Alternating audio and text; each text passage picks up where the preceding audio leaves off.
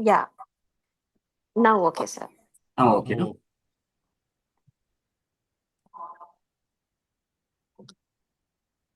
Okay, sir.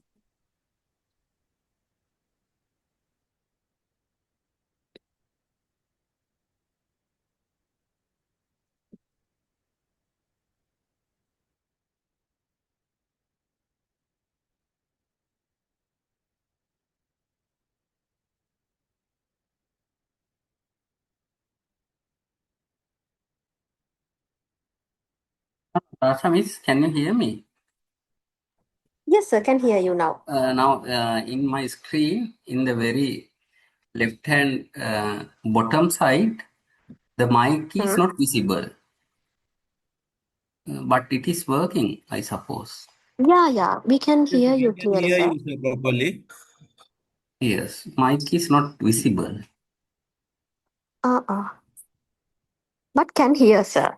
Okay, then I continue. Okay, also they are with us. Let's see what is this. Now there is an icon like thing. Yes.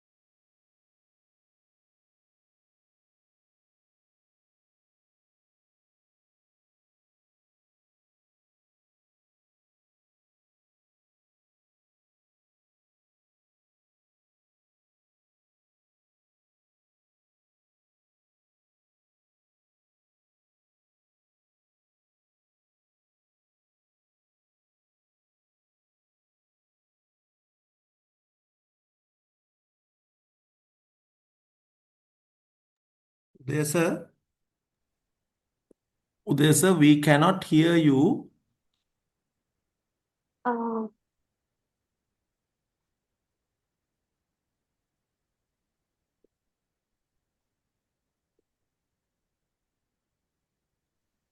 Can you hear me now? Yes, now can. now, okay. Okay. Okay. Now all the students, the participants, since you have a background knowledge about the partnerships, the accounting process, the double entries, the accounts that are maintained like capital accounts, current accounts, and the respective entries that are passed in these capital accounts and current accounts. Because of this preliminary knowledge, we need not touch those stuff again and again since you have studied it. Therefore, we can quickly come to these taxation aspects. For the taxation aspects also, many of the items that are covered for a person, for example, individual is also a person, a company is also a person. So we have covered many aspects in relation to this persons. Incomes, what are the income, what are the expenses, what are the allowable expenses, what are the disallowable expenses, what are the domestic nature expenses. We have covered many of these things. Those things are common for partnerships as well. Therefore, it's very easy. We go ahead with this particular session with known knowledge. Very few things to learn that are dedicated to partnerships. Other things are common to all the persons, So this section 195 of the IRD Act define the partnership. And also you know what this partnership is. Means an association of two or more individuals, that is partners, or corporations carrying on business jointly for the purpose of making profit, irrespective of whether the association is recorded in writing, meaning the agreement is in writing or maybe in verbal. See, you will have to understand one thing here: the partnership need not be conducted among the individuals only. Could be Pereira and Gunapala, Pereira and Sumanadasa, or whatever. Not only that, maybe Mr. Pereira and ABC Limited could carry a partnership. That is the meaning of this particular definition. An individual and one other entity, business entity, can conduct a partnership. The terms of the partnerships may be in writing or may not be in writing.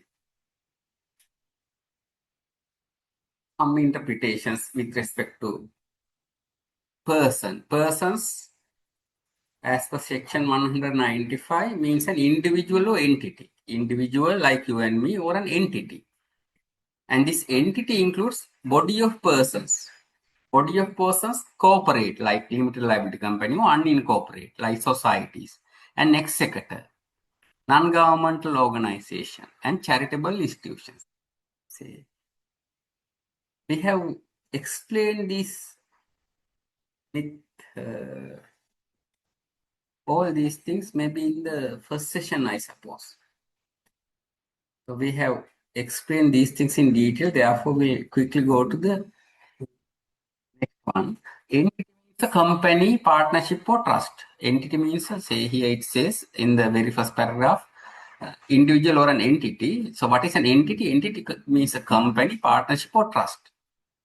And also say it excludes an individual. An individual. For example, what is the importance of this? Last day we worked out the sum. Natasha, Miss worked out the sum with you.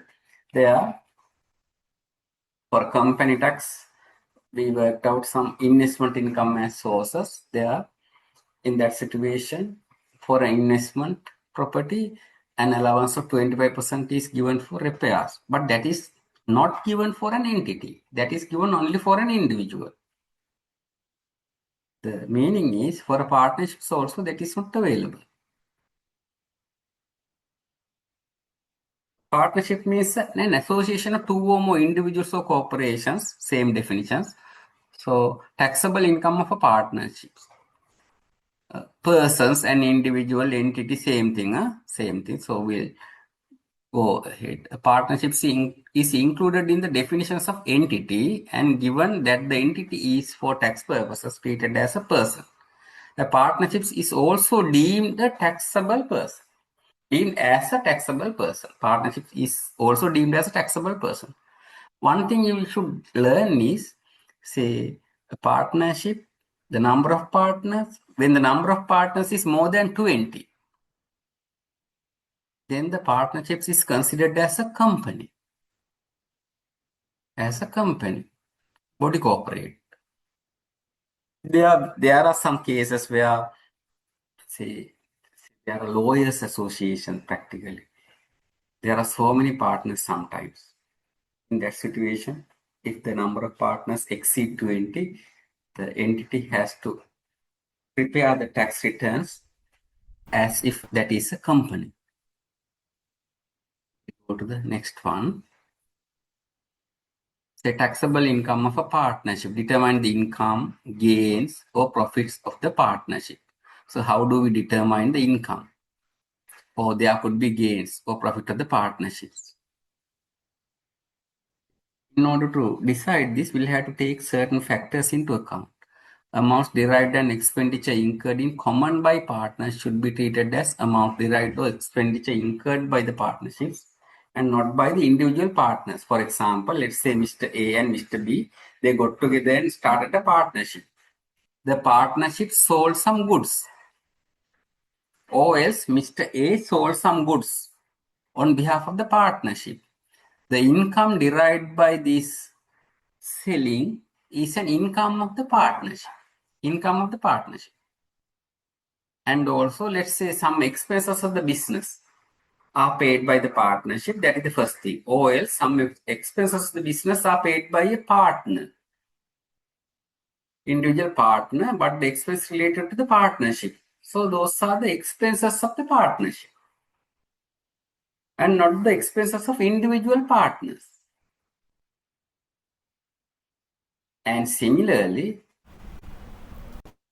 if an individual partner has done something, a personal nature, for example, an individual partner would have paid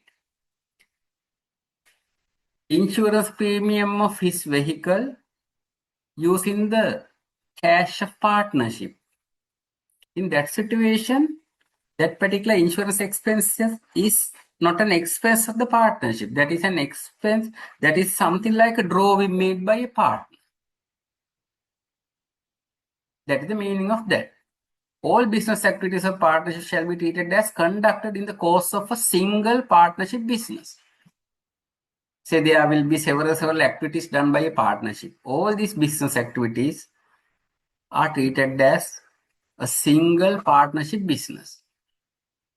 It's something like this. For a limited liability company, for a manufacturing company, they might be producing so many goods or services, provides different services. All these are revenue of that particular company. Similarly, partnership, they might undertake so many activities in order to generate the revenue. All these are income of the partnership.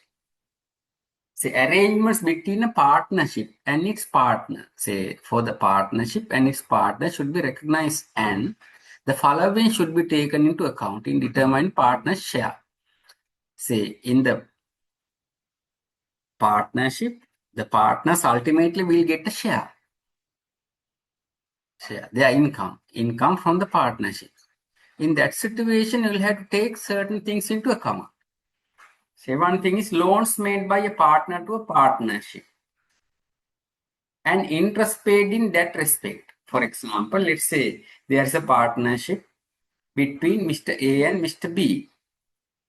So Mr. A gave a loan to the partnership. Not only that, Mr. A also charges some interest from the partnership for this loan. Let's say 10% or whatever. So this is an example for arrangements between the partner and a partnership. In this situation, the partnership will pay interest to the partner. For the individual partner, that is an income. For the partnership, that is an expense. So our concern is how to treat these transactions with respect to taxation. The other one is item number B, services provided by a partner to a partnership, including by way of employment, and any service fee or income employment payable in that respect. For example, let's say there's a partnership, Mr. A and B. Mr. A and B carry a partnership business. Let's say Mr. A is a chartered accountant and he provides his services as a chartered accountant to this business.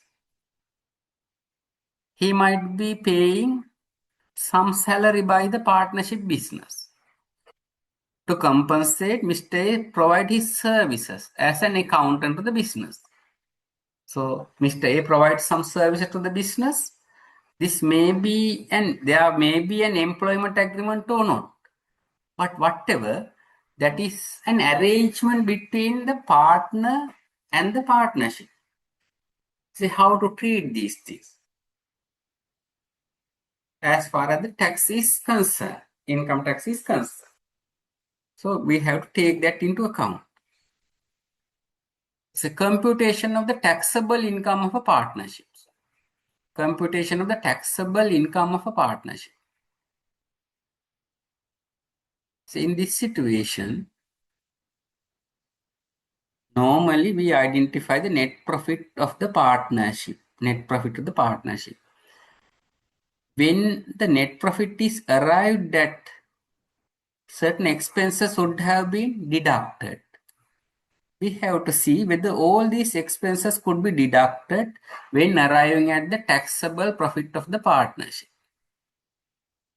So there are certain things that are not allowed to be treated as a deduction by the IRD Act. In the IRD Act, when we discussed about these domestic expenses, we have discussed this for an individual. Same thing is applicable for the partnership also. For example, here the first bullet, no deductions are allowed for partner salaries, interest on capital or any other benefit. For example, say Mr. A and B carried the partnership. They pay salaries to, the partnership pay salaries to Mr. A and B. So right now, these salaries would have been deducted as expenses of the partnership. Maybe these salaries may be paid by way of cash. That is all right. Or else salary is not paid by way of cash. Just an accounting entry is passed. Debit appropriation account, credit current account. So whatever it is, this salary cannot be treated as an expense of the partnership. So no deductions are allowed for partner salaries, not only for the salaries, interest on capital, same treatment. Or maybe any other benefit received by the partners. May not be salaries, may not be interest, but some gift are given to the partners.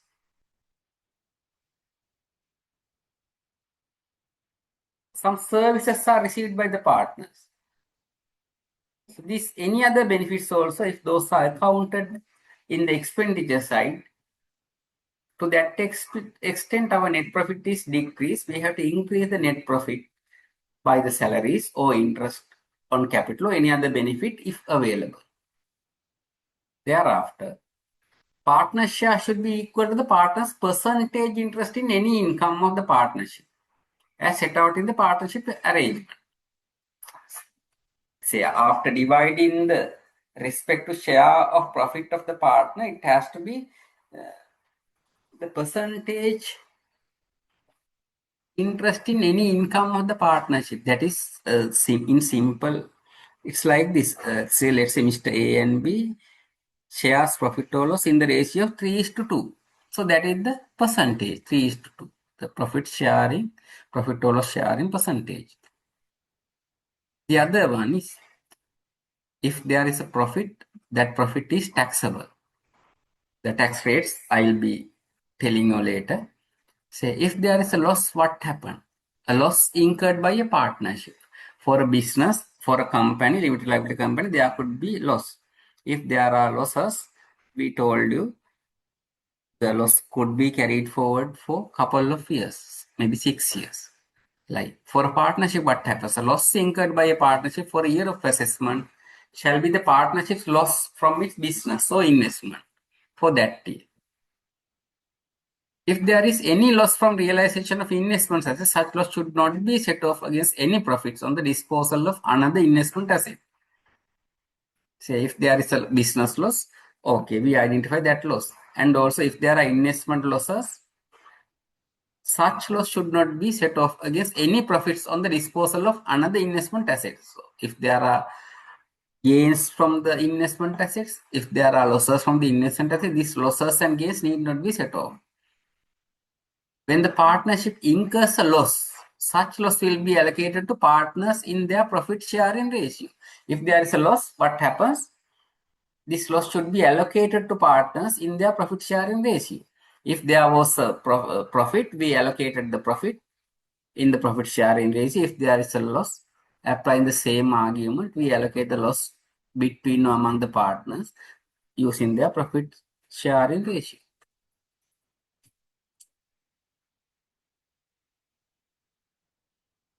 Say, we discuss qualifying payments, maybe several, maybe prior to discussion of this individual income tax practice sections, we discussed about the qualifying payments. These qualifying payments are available for persons, for the individual and other entities. Say partnerships also can enjoy these qualifying payments, very similar to all the qualifying schedules that we showed to you. Very similar. The point is, partnership is not an individual, it is an entity. Therefore, the amount given to an approved charity is limited to 1/5 of the taxable income or rupees 500,000, whichever is less. This is same for the companies also. Hope you can remember. This is same for the companies. Unclaimed amount, if any, cannot be carried forward for this qualifying payments. Next one, qualifying payments when it comes to donations in money or otherwise to the government or similar institutions. We have discussed these things in detail. Same thing, all the things are there. So everything could be claimed. Say, is claimable at 100%, but unclaimed amount, if any, cannot be carried forward. If possible, try to cover, say, claim all the stuff. If there are no adequate income to claim all the qualifying payments, the leftover qualifying payment amount cannot be carried forward. These are also we have discussed under qualifying payments in detail. Next one, payment of income tax by the partnership. Very easy. With effect from 1st January 2020, these are the rates applicable. Taxable income for a year of assessment, say not exceeding 1 million, that is 0%. 0%. Exceeding rupees 1 million, the entire amount is 6%. 6%. Very easy to remember, up to 1 million 0, thereafter 6%. And this is for business income. If a partnership taxable income includes gains from the realization of an investment asset, say capital gains, such gain is taxable, liable to pay tax at the rate of 10%. This is similar for the companies also.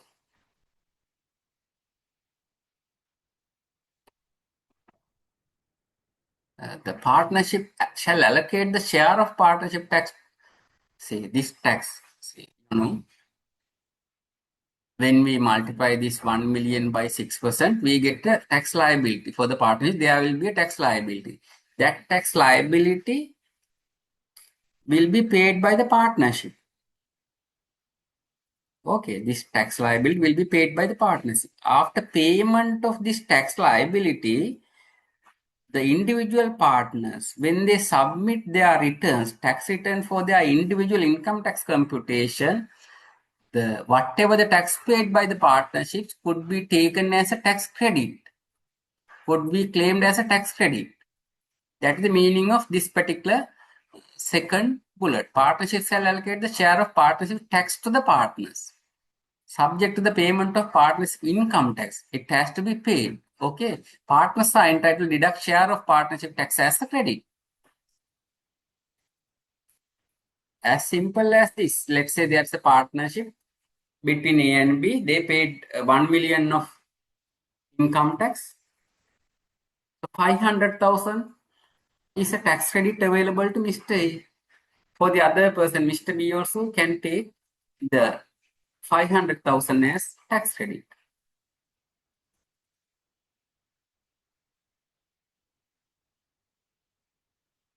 However, any excess share of partnership tax is not entitled to refund, but to be carried forward. Partners are entitled to deduct such excess amount against future installment payable. Let's say it's a simple situation.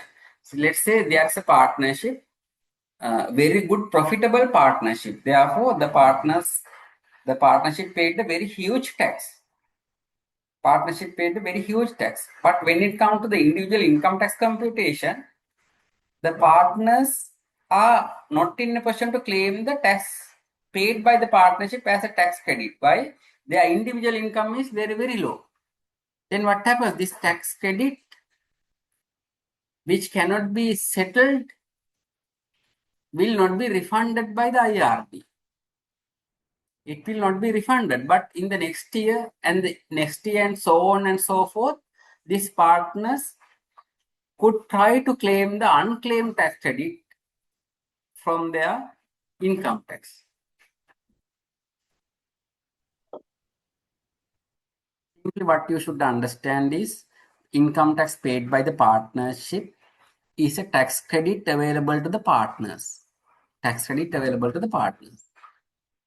When the partners prepare their individual income tax computation, just like withholding tax paid on interest, just like APIT paid on behalf of their salaries, the tax credits, tax payable by the partnerships is also tax credit available to the partners.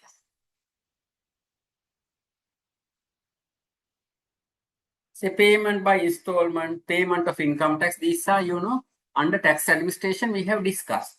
All these things are same. Say it has to be paid by installments. The income tax is to be paid in 4 quarterly installments. And a statement of estimated income tax set as of section 91, it has to be furnished by this partnership. And for the forthcoming year, for the next year of assessment, it has to be given on or before 15th August. And if it will be changed subsequently, revised set should be submitted. These are common for individuals, other companies, and for the partnerships. These are the payment due dates. Due dates for quarterly installment if the year of assessment is ending 31st March. First quarter, 15th August, 15th November, second quarter, and so on and so forth. These are common for individual, partnership, company, and any other persons identified in the IRD Act. So right now, anything to ask? Thereafter, I'll go to a sum and I'll discuss the sum and I'll try to work out the sum with you all. Hope all of you have this sum with you right now. Prior to that, any questions?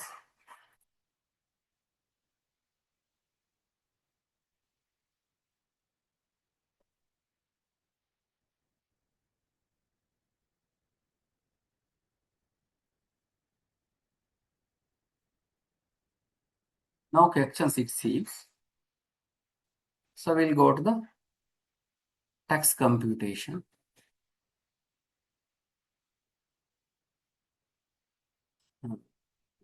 Through the LMS, we have given this question to you.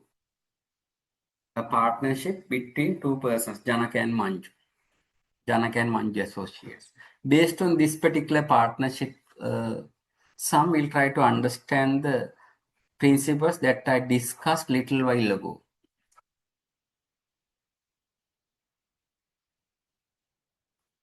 So we'll try to say, take about 1 minute, take about 2 minutes, try to read it.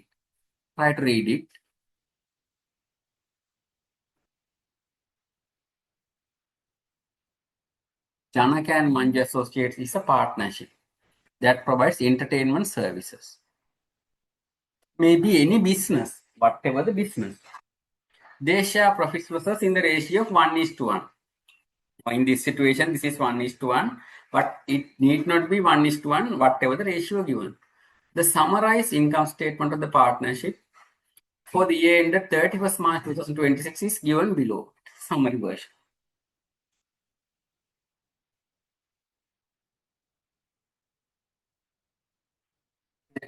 Thereafter, gross profit is given. Interest income on fixed deposit, that is a gross amount.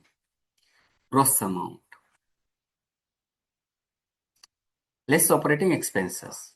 Thereafter, net profit is available.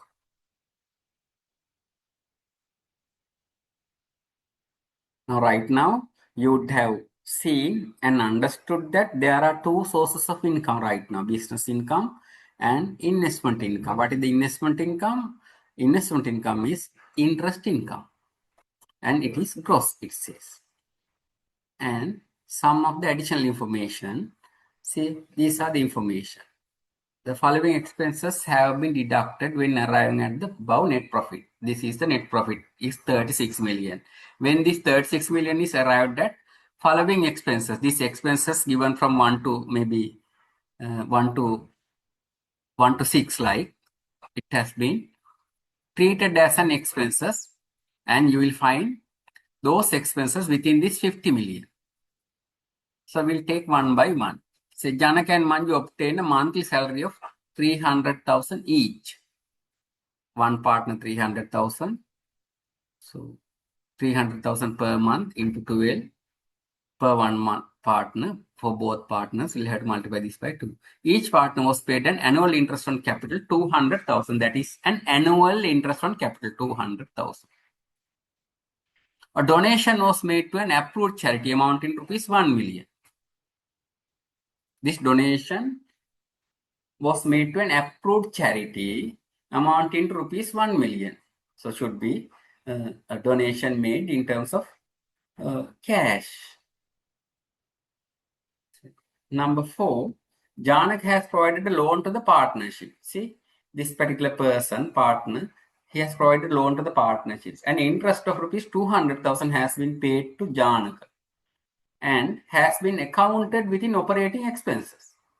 The partnership has paid interest of 200,000 to Janaka and it has been recorded as an operating expense. Number 5, a salary of 150,000 per year has been paid to Manju's wife. This should be, I suppose, not per year, per annum. So alter that to per annum. Per annum.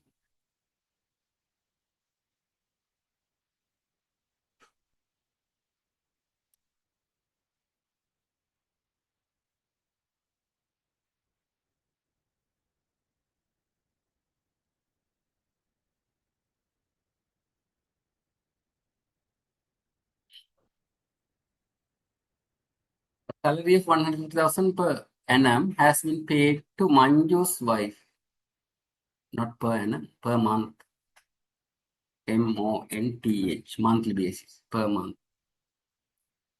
Initially, in the document given to this was annually, but it has to be altered to per month basis. Salary of 150,000 per month has been paid to Manju's wife for serving as the accountant of the partnership. So let me ask one question. Is it a deductible expense of the partnership or not?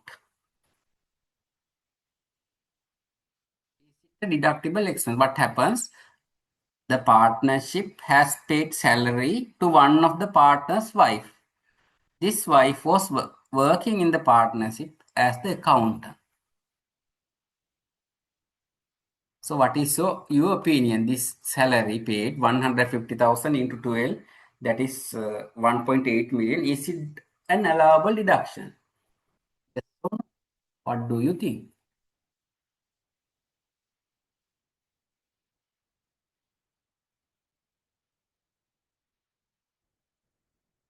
Allowable deduction, yes. Allowable. Yes. Some says no. Some says that is a normal salary. Yes. So we have both yes and no answers. Yes and no answers.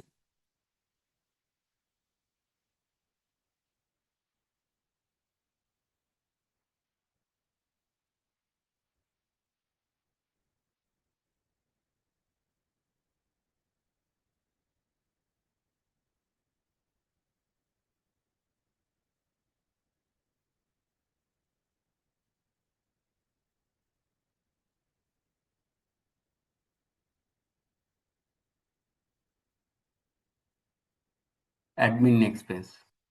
Okay. Or maybe it could be treated as or classified as an administration expense also. Also one thing. Say, as per the Partnership Act that we use right now, salary is paid to spouses.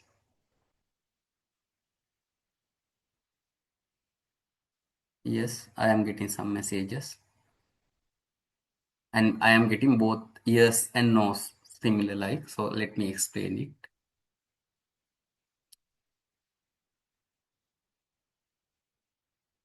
The point is the salary is paid to a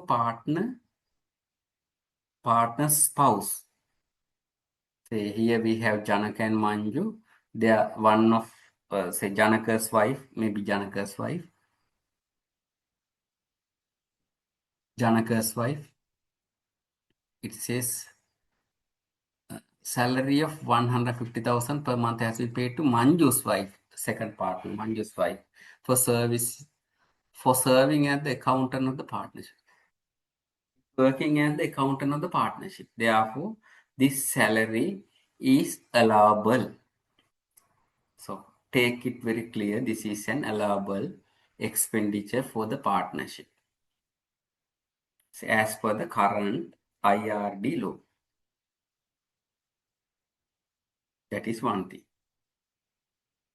Do not confuse yourself. Sometimes these partnerships, in order to take the profit out of the partnership, wife may be available at home or might be doing some other business. But they are paid some salaries without providing a service. If that is the case, that salaries are not allowable expenses. Okay? If there is a genuine employment between this particular wife and the partnership, genuine employment contract, if this is 150,000 salary, pay tax should be paid.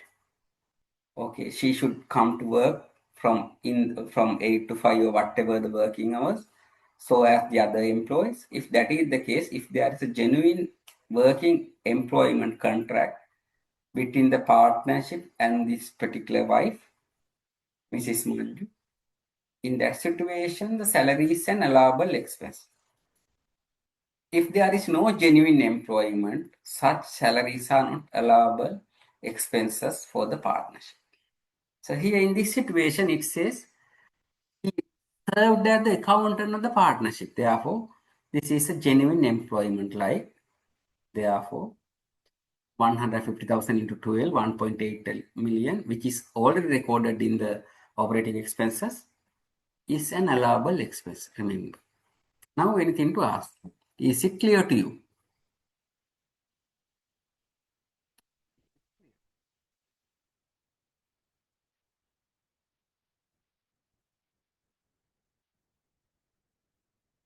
Just tell me whether that is clear to you.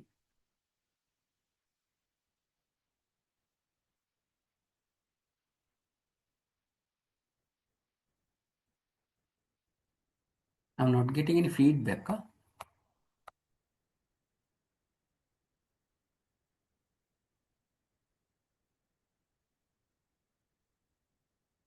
Some says clear. Those no, I got the feedback earlier that clearly understood. Yes, very good. If that point is, if there is a genuine employment contract between the wife or husband, between the spouse and the partnership, if there is a genuine contract, the salary is paid to this particular spouse is an allowable expense. Okay. So we'll go back.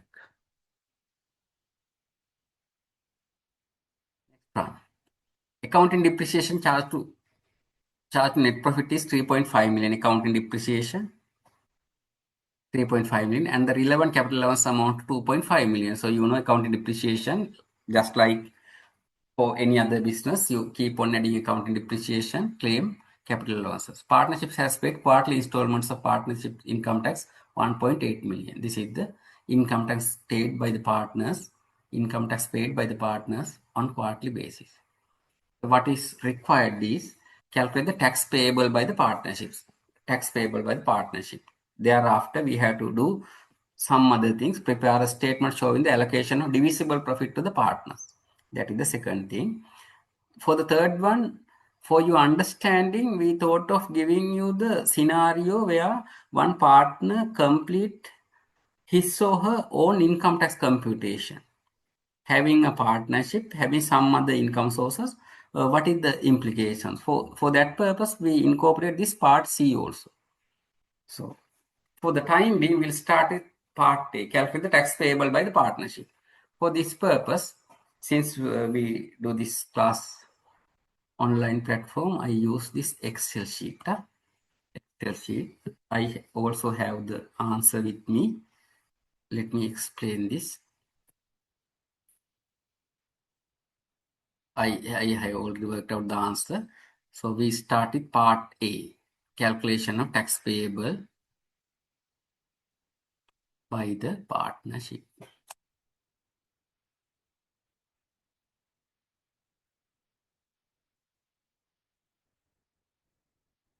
Thereafter we start with the net profit, net accounting profit, net profit of the partnership.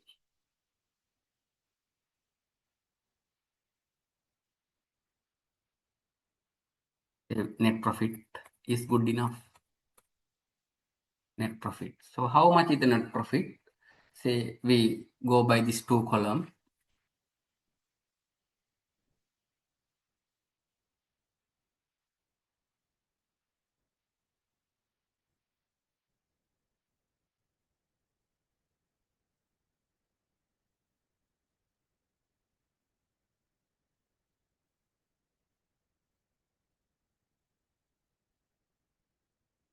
We have one column for addition, one column for deduction. Say net profit. How much is the net profit? Net profit of the partnership, 36 million. 36 million. 36 million.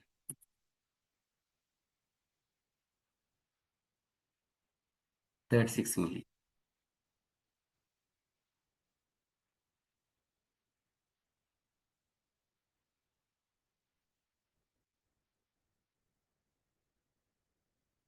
Fourth one again says one of the student wants me to explain the fourth one again. So could you please let me number 4. This one. This number 4. Janaka has provided loan to the partnership. A partner has provided loan to the partnership. And the partnership has paid interest of 200,000 to Janaka. Something like, instead of taking a loan from a bank, partnership has taken a loan from a partner. So if a loan is taken from the bank, partnership will have to pay interest to the bank. Similarly, this loan has taken from the partner, therefore partnership paid an interest of 100,000. Not 100,000, 200,000. 200,000 to Janaka. It is something like this, something like this. It is payment of interest to ourselves. Say, let's say Janaka and Manju are partners, they give loans and they charge interest. In one way, they pay to interest to themselves. It is something like, by way of, say, for example, these are not loans provided by the banks. So interest rates will not be that transparent. Due to that reason, this type of interest, what type of interest? Interest on loans given by the partners are not allowable expenses for the partnerships.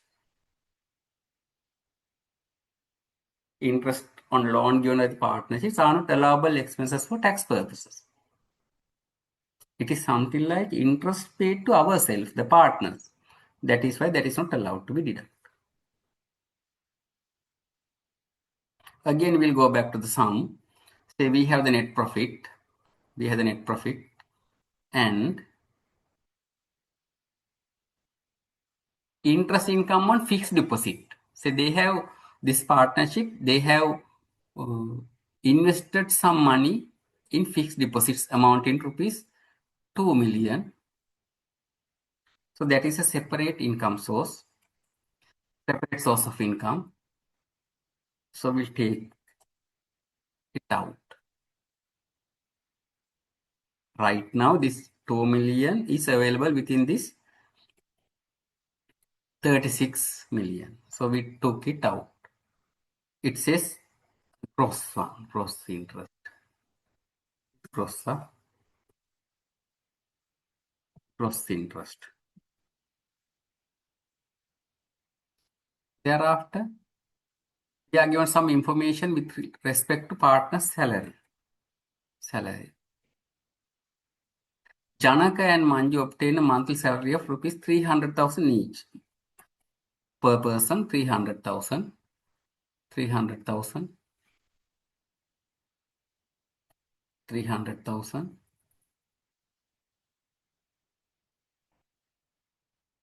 The other person also 300,000.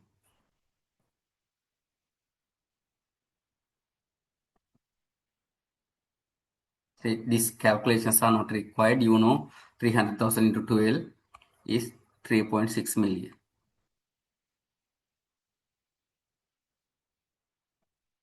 Right now, those are deducted from the, right now they are deducted as an expense. So we add back.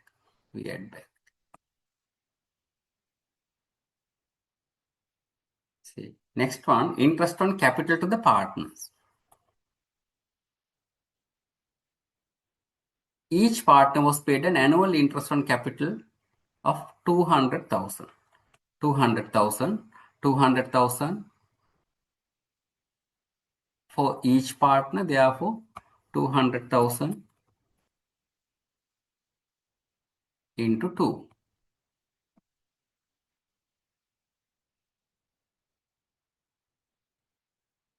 Next one.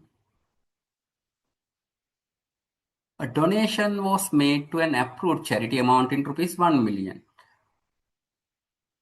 So these donations cannot be treated as an expense of the business. So what do? We add back 1 million.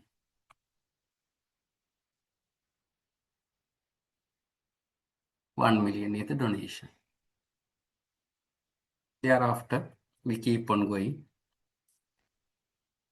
Janaka has provided a loan to the partnership, and interest of 200,000 has been paid to Janaka and has been accounted within operating expenses. So it has to be add back 200,000 is the figure. Loan interest is 200,000.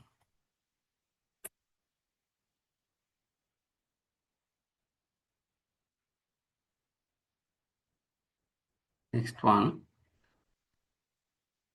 A salary of 150,000 per month has been paid to Manju's wife for serving as the accountant of the partnership.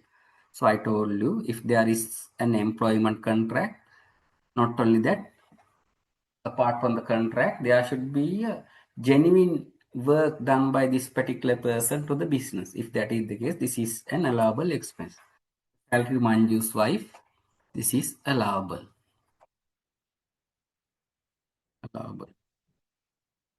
So nothing will come. For the examination also, if similar instance was available, you will have to say salary to so and so allowable or whatever disallowable. Otherwise, if you do not write this particular entire row, nothing, knowing that this is not add back, still the whether you know this or not know this is not communicated to the examiners effectively. Therefore, I suggest you to write like this. Salary to the Manju's wife allowable. Thereafter, accounting depreciation, charged net profit 3.5 million and capital allowances 2.5 million. 3.5 million.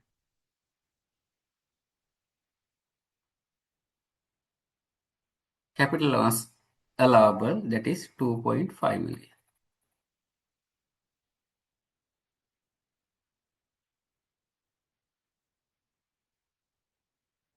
Have we covered all the things? Yes.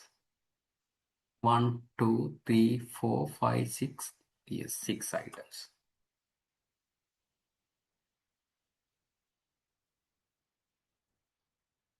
Yes, we have covered 6. Next one. The partnerships has paid quarterly installment of partnerships income tax 1.8 million. So we'll leave it for a while. That is income tax paid in advance with partnership. We'll leave it for a while and we go ahead with the computation. Now we add these.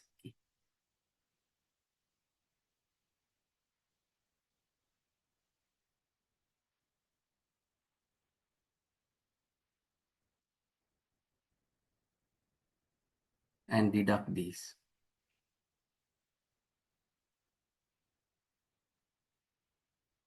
This is our business income.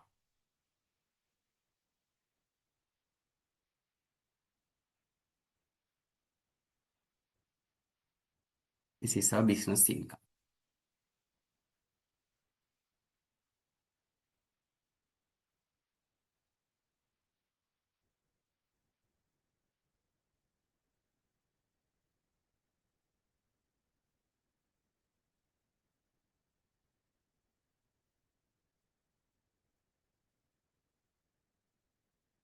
Business income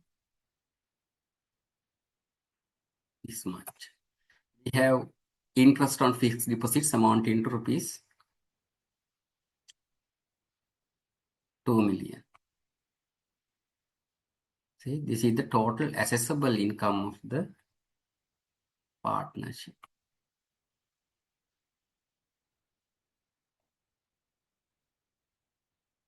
Is it clear?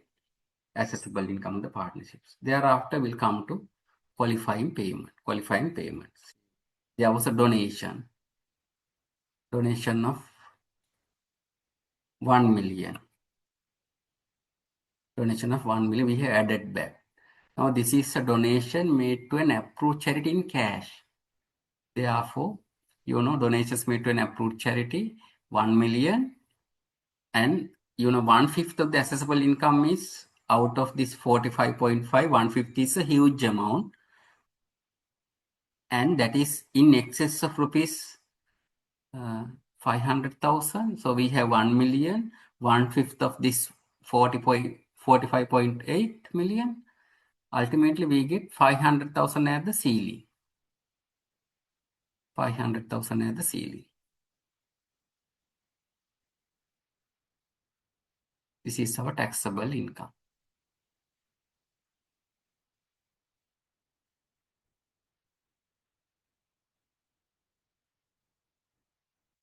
Taxable income. Assessable income minus this false.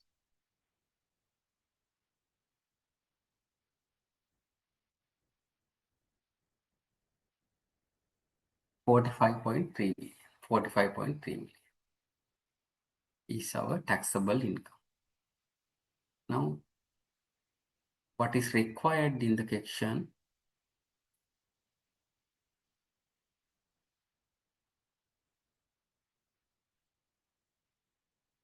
Tax payable by the partnership. This is the taxable income. Thereafter, we know for the very first 1 million,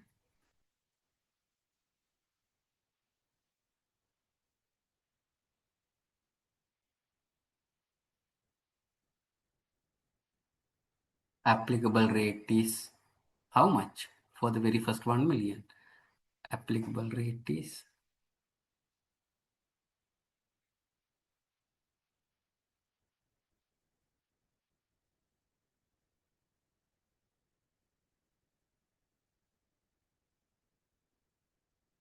0%.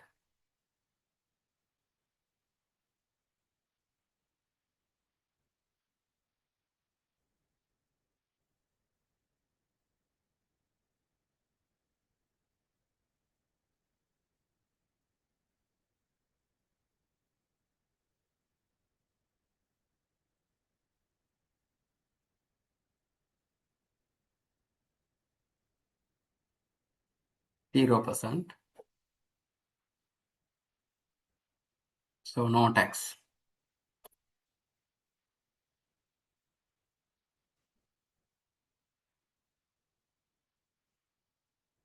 The balance. Balance is how much? 45.3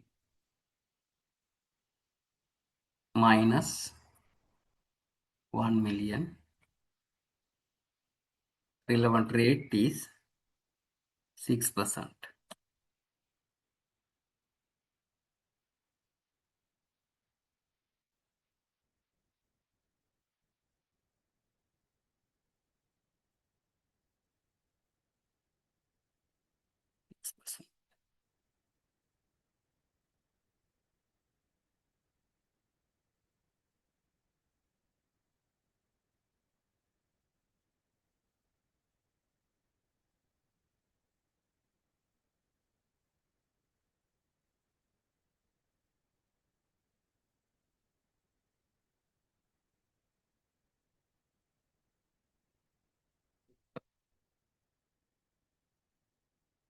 Do the multiplication. This is the total tax liability. Total tax liability.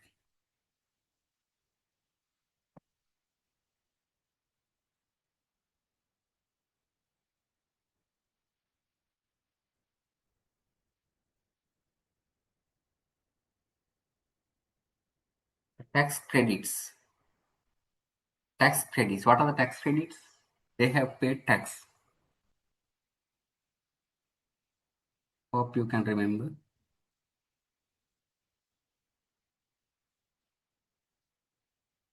Partnerships has paid quarterly installments of partnership income tax at 1.8 million.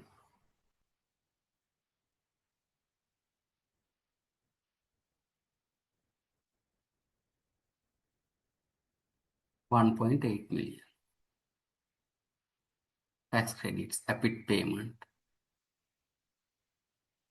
1.8 million.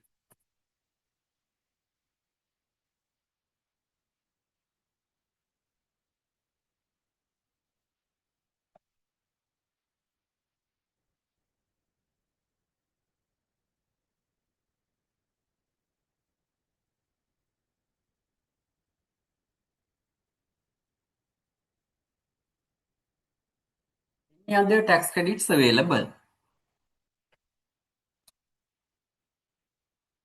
Just give me a feedback. Is this the only tax credit available?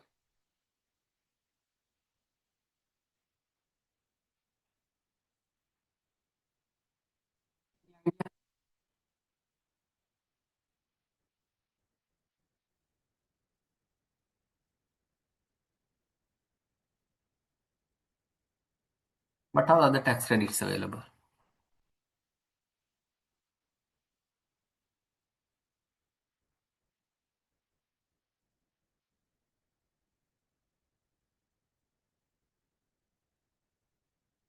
Advance income tax, yes, thank you, the Urduni.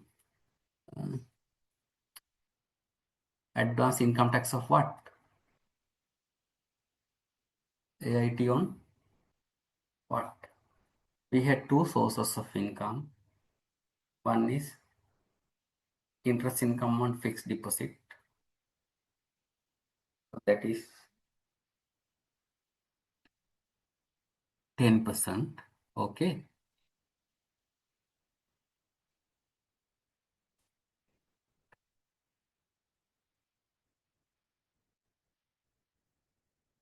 Withholding tax on interest.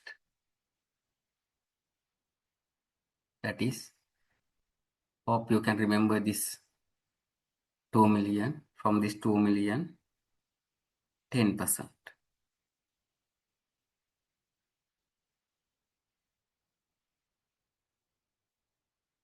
2 million 10% is 200,000. These are the tax credit available.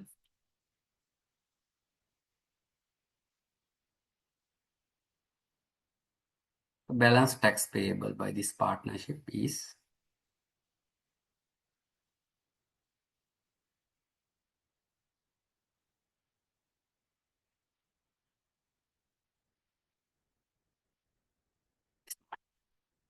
$658,000. Is it clear? Anything to ask? Just give me feedback. The answer for one, tax payable by the partnership. Anything to ask before going to the part B?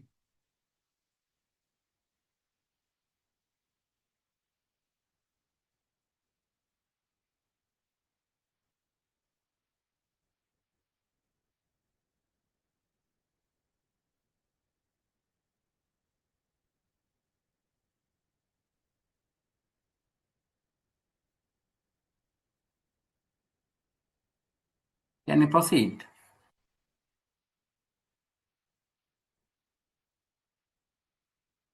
Okay. We'll go ahead the next one. Go ahead with the next one.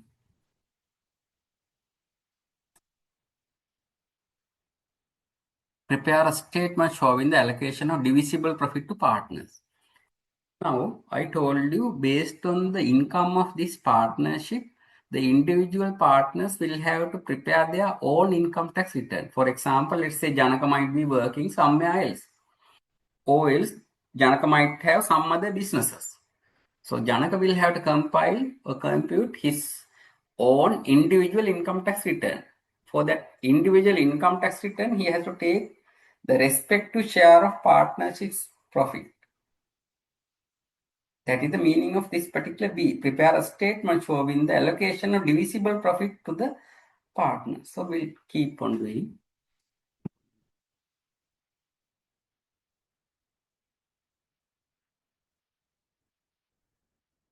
We go ahead with this one.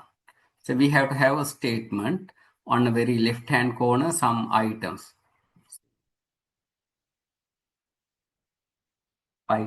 Some items. These items.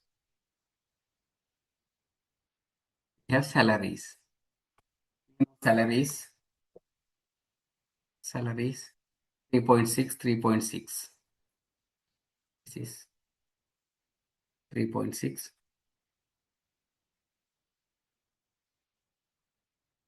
3.6. Total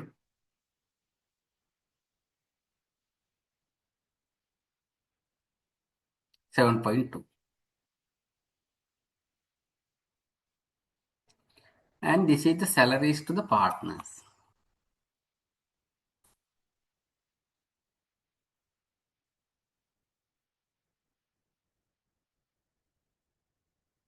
The other one is to try to understand this clearly. Salary to Manju's wife.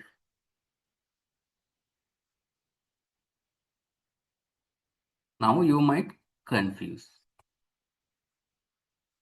Salary to Manju's wife is how much?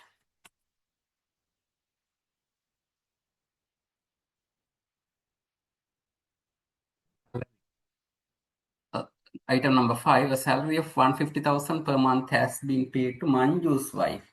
150,000 into 12 is 1.8 million, and we have not treated, or we have not added that back.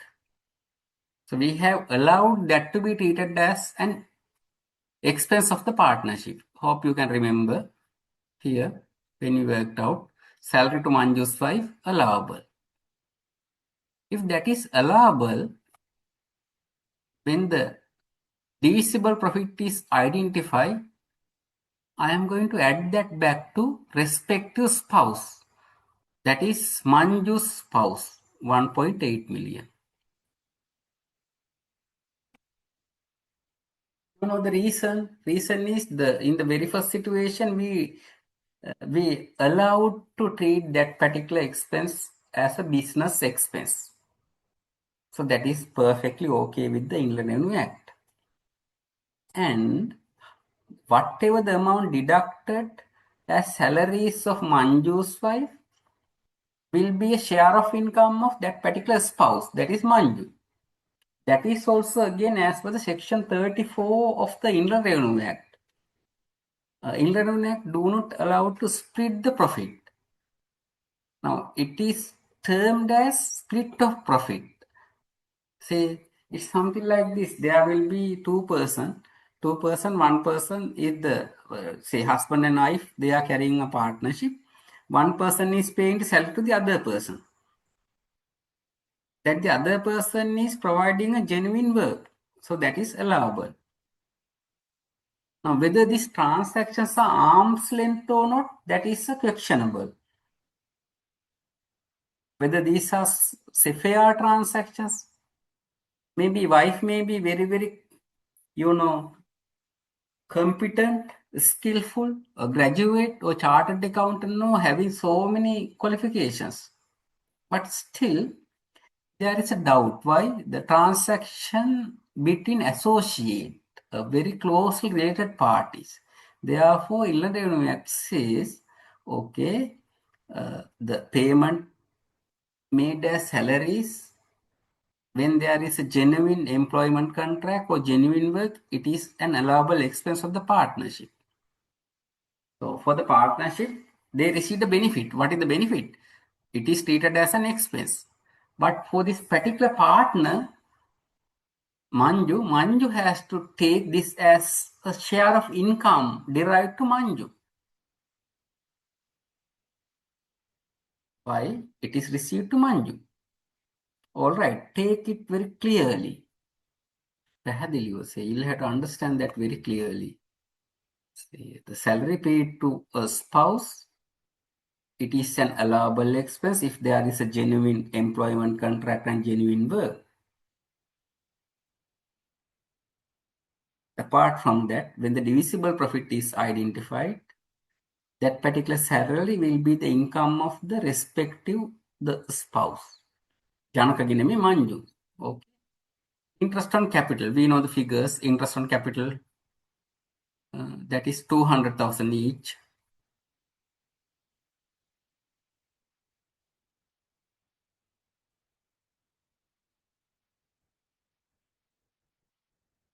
Hope you can remember.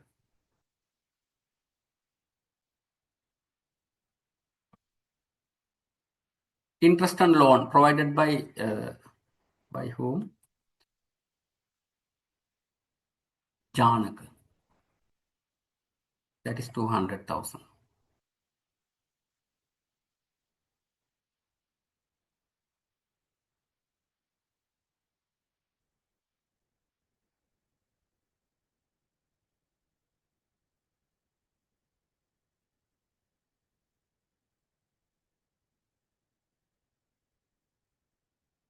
Now, allocation of divisible profit is okay, except one thing. What is that? Profit share of the partnership. It is not identified. So we'll try to identify it. This is the way. This is the total amount. From this total amount, we deduct all these salary. Say, for example, partners received salary.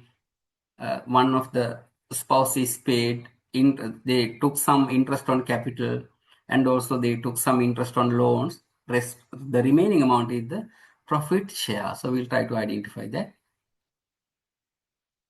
from this total figure. Deduct all these.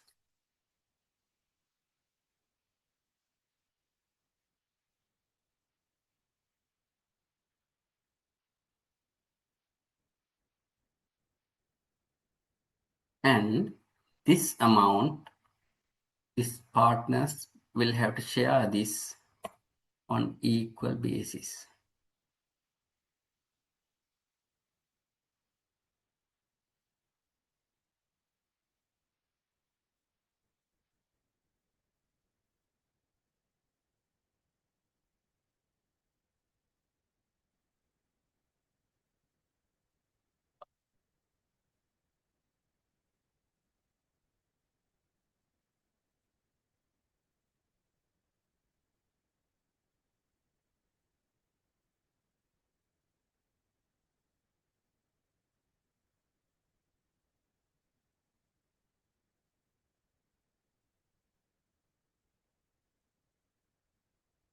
Let me check the formulas again.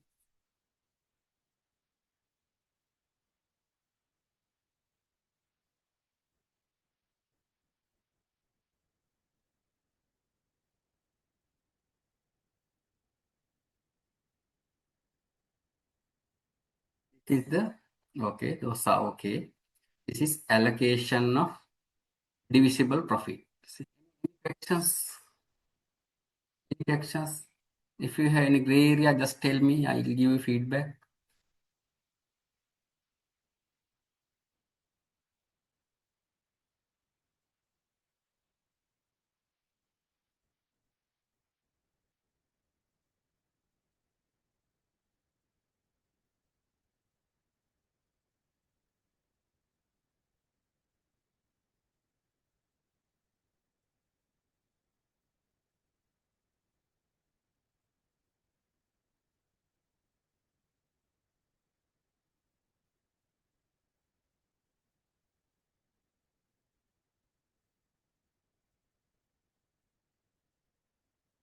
Any questions?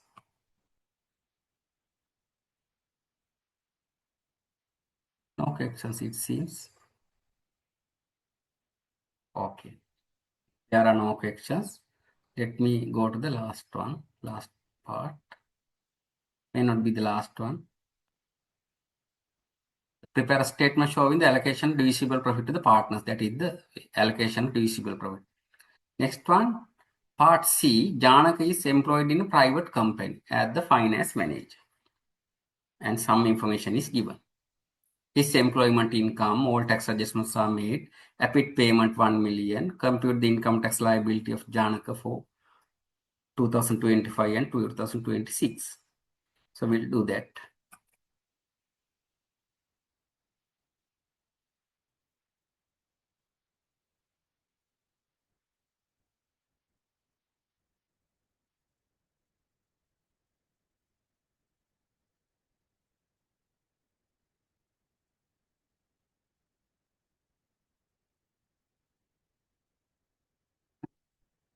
It is the income tax paid by the partnership.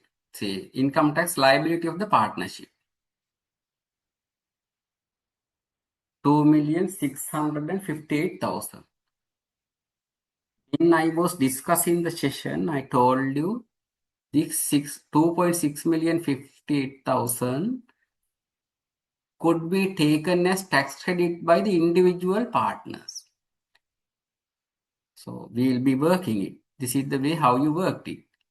See, this is the total, this figure, 2,658,000.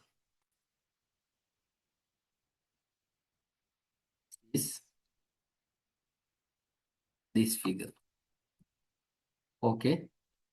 2,658,000. This is applicable for all this business income. 45.3 million. What is this 45.3 million? Say this is our taxable income. 45.3 million. All right. This is 45.3 million. Divide the total tax liability of the partnerships by the total taxable income of the partnership and identify the respective share of Janaka. How do you identify this tax liability paid by this 45.3 million multiplied by 21.850 and you get a figure. Similarly, for the other partner, out of this 2,658,000 divided by 45.3 million and multiplied by this figure, you get the answer for this. Okay.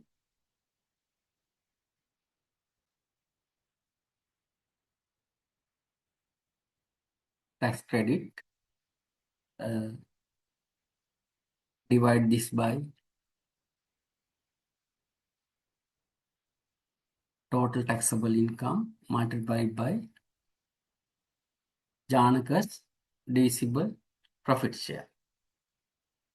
For the other partner, similarly, same information, total tax liability divided by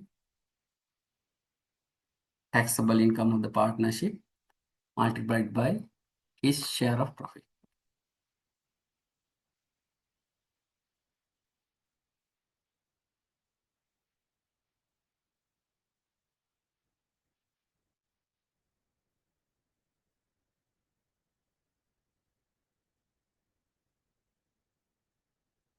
This is in total. You can total tax liability to the partnership. These are tax credits to these partners. Tax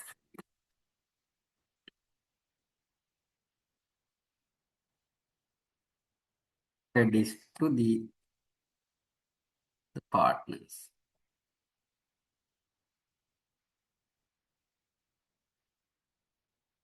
Both partners can enjoy this tax credit.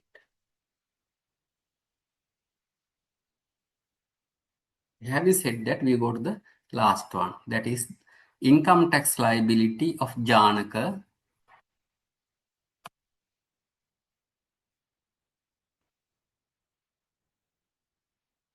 for the year 25-26. So he has employment income. So we'll go to the scenario, employment income, 3.6 million. 3.6 million, that is given. His employment income is 3.6 million. So we'll write here 3.6 million. Partnership income. So we'll take partnerships income. This is Janaka. Partnerships income is this much.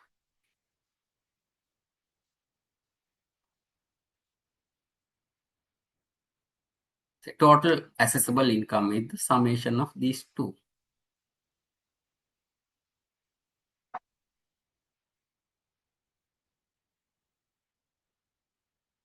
Okay. Qualifying payments. What is the qualifying payment available? Qualifying payment, personal relief. Personal relief 1.8 million.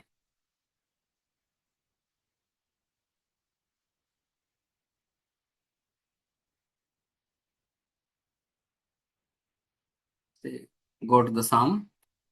He has paid APIT, that is okay. No other qualifying payments. Taxable income is difference between these two.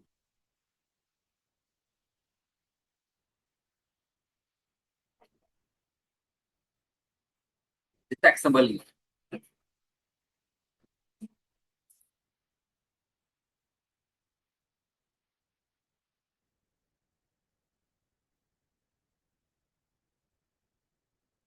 For the very first 1 million, 6%, thereafter 18%.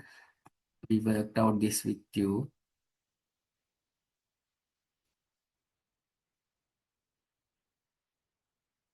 Balance this much.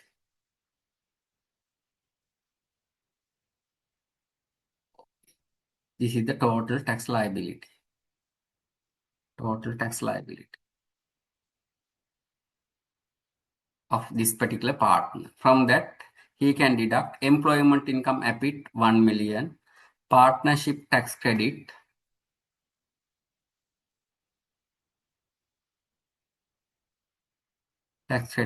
this much. What is this figure? Hope you can remember this one. 1,282,060. This figure.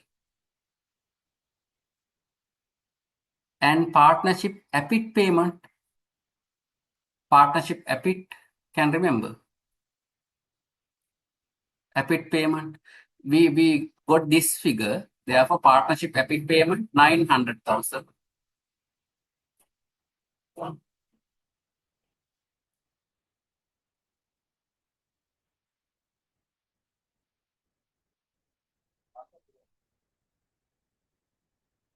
$900,000. What is the other tax credit available? Withholding tax on interest, 200,000. Out of that, withholding tax on interest, out of 200,000,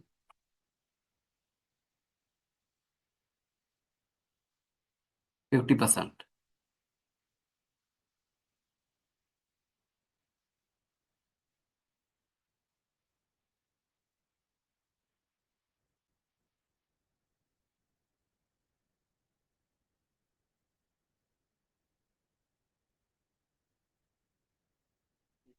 total tax liability, tax credits available.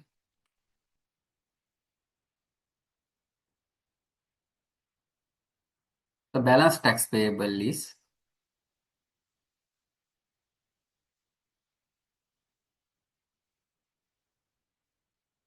from the total liability deduct these credits.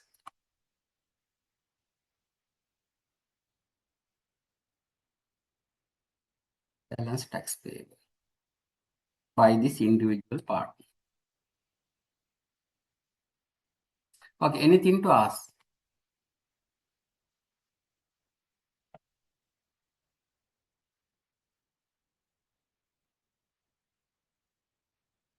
We thought of working out this individual partner scenario, otherwise you will not get the summative knowledge. You might think, okay, partnership, that is an isolated scenario. Individual income tax, that is an isolated one. So what happens? All these partners are individuals. Therefore, definitely, these individual partners will have to compile or furnish their income tax returns. So that is the way. So anything you like to ask from me, any clarifications required? The participants?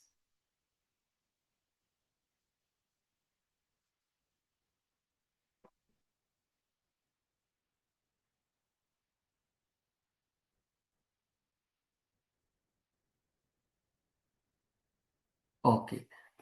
One of our son or daughter wants to explain the tax credit again. Okay.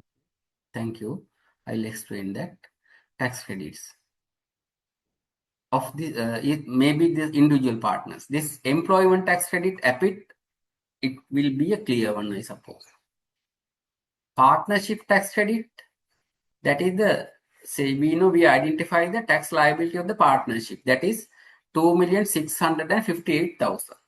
This tax liability we divided between these partners using this scenario. Say total tax payable divided by the total taxable income multiplied by the respective partner share of income. So we get this figure 1,282,060. So this one. So this is, Dua or Puta, whoever, this is a gross one. When we identify this 2,658,000, we have not deducted these two. Therefore, we divided these two 2.6 million and 58,000, 2,658,000 between these two partners. But when we divide this, we did not take these two figures into account. What are these two figures? APIC payments and withholding tax on interest. So these are tax credit available to the partners. Before that, we got this figure, tax liability. Therefore, we come to this one. We identify the tax credit available to the partners. Janaka, that is this amount, 1,282,000. This one. And also in the partnership, there is a quarterly tax payment, 1.8 million. This is for these two partners on equal basis, 900,000. 900,000. 1.8 million divided by 2. 900,000. Withholding tax on interest.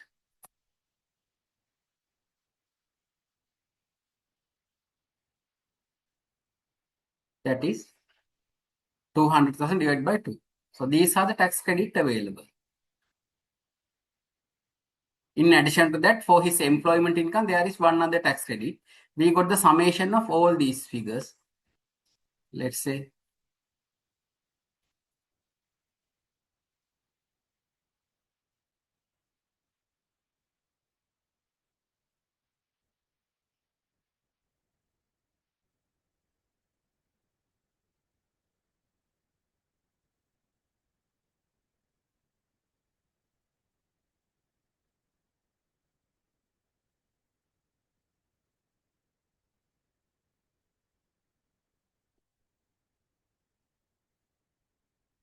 Okay.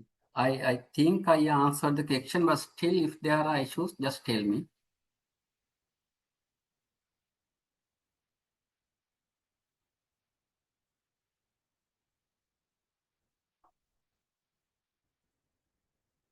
$1.8 million relief. 1.8 million relief. Yes, good question.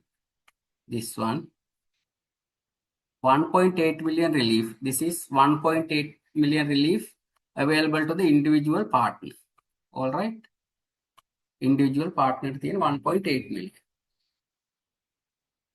And by any chance, when we develop the sum, partnership APIT payment also 1.8 million. There is nothing to do with this individuals 1.8 million relief and this partnerships APIT payment. These are two independent situations. It has just come. We have just ignored it. We have not taken that very seriously into account. This 1.8 million is Janaka income tax එක. එයාගේ හදනකොට එයාට 1.8 තියෙනවා. That is something else given for the individual. This 1.8 million is the quarterly tax paid by the partners. Say quarterly tax. Quarterly tax paid by the partners.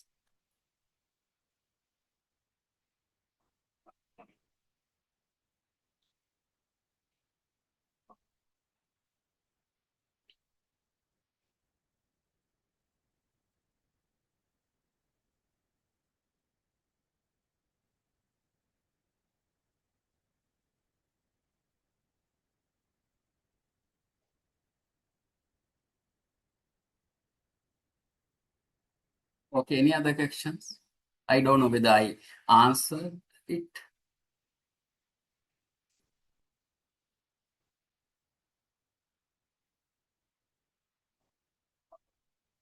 Anything to ask?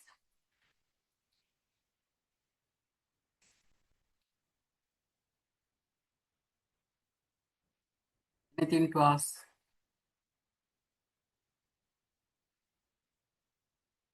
$24,722. Do you have any other issues? 24,722.